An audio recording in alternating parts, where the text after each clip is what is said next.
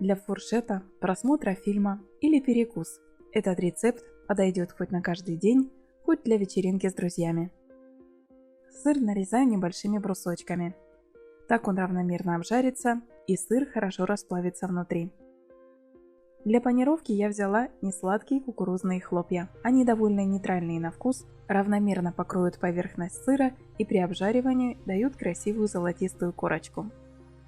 Добавляю сушеный чеснок, копченую сладкую паприку и измельчаю в крошку при помощи блендера. Также для панировки нам понадобится 2 яйца, немного молока. Перемешаю венчиком.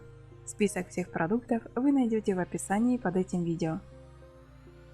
Не забудьте подписаться на канал и поставить лайк этому видео. Подготовленный сыр обваливаю в муке.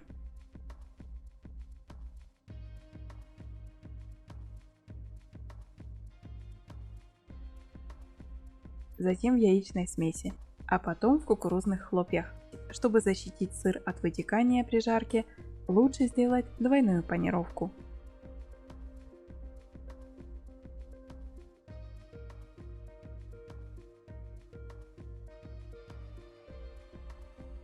Еще раз окунуть в яичную смесь, а затем снова в кукурузные хлопья. Теперь отправляю сырные палочки в морозилку на 30-40 минут. Время прошло, можно обжаривать сыр. При слишком низкой температуре масла сыр может впитать много жира.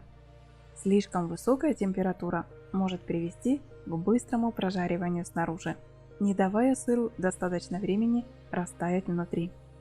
Регулируйте температуру масла во время жарки при необходимости. Легкие закуски без мяса, очень вкусные сырные шарики и замечательный быстрый аппетайзер уже ждут вас в заставках к этому видео. До встречи в комментариях и следующих видео.